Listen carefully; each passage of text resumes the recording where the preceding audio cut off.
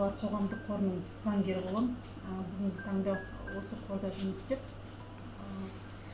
неше түрлі жағдайлармен кездесіп жатамыз. Алғыс айтқым келеді қайырымдылық қоғамдық қоры Жанат Фердаусина және жетекшісі Абдужаппар Сманов мырзаға үлкен рахмет айтқым келеді. Мысалы, неше түрлі адамдар жағдаймен келгенде, оның бір ғана мәселесін шешпей, оны жан-жақты көмектесуге тырысып, қағаз жүзінде қағазын, мынаны қағаз жүзінде, мынауны жаңағы продукты деген сияқты біреуіне жаңа үй жағынан соны жан-жақты қамтып көмек бергендеріңізге рахмет. Алла қаласа сіздердің медресеңізге барып, бізде көріңіз керек, танысқымыз келеді. Республикалық ауқымда өсе беріңіздер. Сол өскенде біз сіздерге куәгер бола берейік. Қоғамдық жұмыскер болып істеймін фондта. Жанат Фердауси қорына үлкен алғысымды айтқым келеді.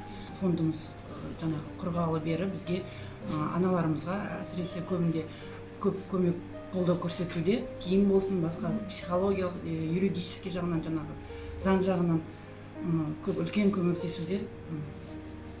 Аналық рахметімді айтқым келеді. Жалғыз басты көп балалы анамын, 5 балам бар. Осы аналарды қолдау орталығында әлеуметтік қызметкер болып жұмыс жасаймын.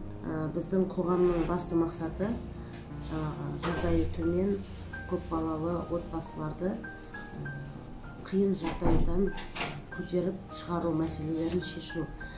Осы біздің жұмысымыздың ең басты қолдау көрсеткен осы Жанат Фердаус ұжымы ең басты осы карантин кезінде осы былтырдан бері көп мезде осы халықтың ең басты мәселесі әлеуметтік жағдайын көтеру болған.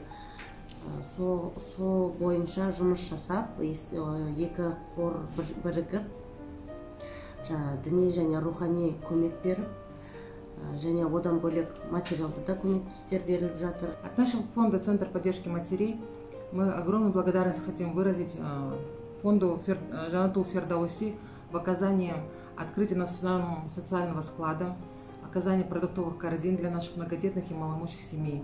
Жанатул Фердауси қайырымдылық қорымен танысқанда өте қуаныштымыз. Осы біз 1,5 жылда бірге істеп келе жатырық. Жүрегімен көмектесіп қарап, біздің осы қоғамдық аналардың қоғамына жақсы көмектесіп жатыр.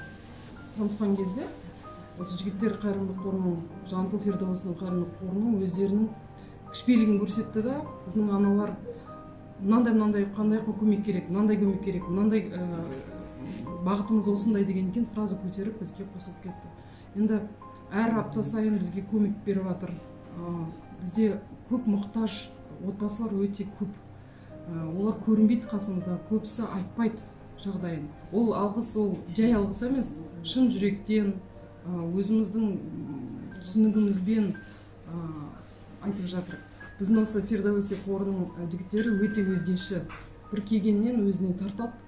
Сондықтан біз өзіміз келгенде өзіміздің ұялып қаламыз. Қазіргі заманда қиын осы карантин кезінде осы біздің жігіттер, Жанатул Фердаусының жігіттері бірінші очередь маскада таратты, тамақтарды таратты, күні түні жүріп, таңғы 9-да как штык уақытымен келеді, сұрайды, мынанша уақытымыз бар келеді, соған өте риза болдық.